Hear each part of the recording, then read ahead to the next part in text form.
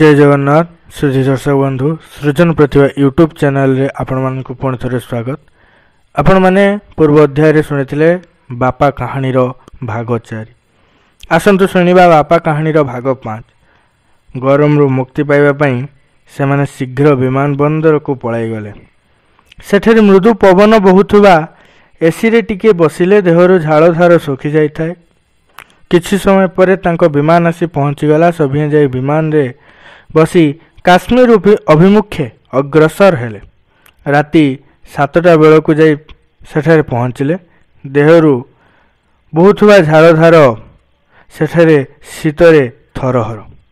पहाड़ुआ क्षमा करिवे पहाड़िया पथुरिया अंचल ठंडा ही ठंडा, मेघ नाही कि खरा नाही।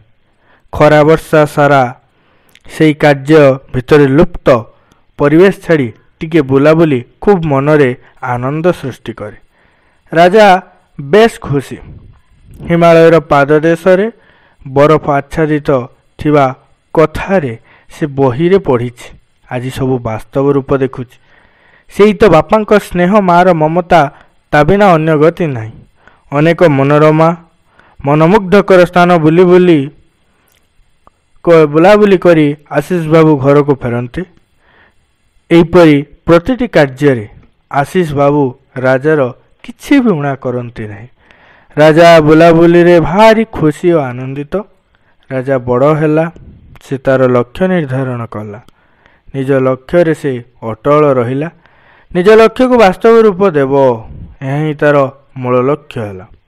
बापा तार सबु बेले कहती बड़ मनीष नुहे भल मनीष हुओ। शेष राजा तो ता लक्ष्य रे सफलता हासिल करिला। आशीष बाबू को सेते बेले को 50 वर्ष। पुअर सफलता रे तांकर भारी खुशी, हस खुशी रे से भारी उल्लसित। बापा जी आमको एते बड़ करिसंती, माटी पिंडुला को आज चकटी आशार वास्तव रूप करिसंती। पिलादिने राजा सबु बेले कुहे मु मोर प्रथम दरमा पैसा मो बापा को देवी।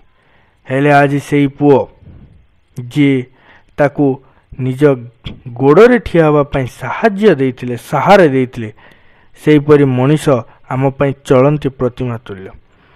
आउ प्रथम दरमारे से कहिबा उचित मने करू नाही।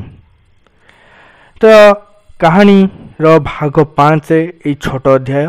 भाग 6 बा भाग 6 रे आमे आगो को कहानी नबा। तबे जदि कहानी रो भाग 5 को आपण मानको भल लागि तबे वीडियो को लाइक करिवे, अन्य मानक सहित शेयर करिवे एवं आपणकर छोट मतामत टिए देबे एवं सृजन प्रतिभा सहित जोड़ी रहिबा पई एबे ही सृजन प्रतिभा यूट्यूब चैनल को सब्सक्राइब करि रखंतु। धन्यवाद। जय जगन्नाथ।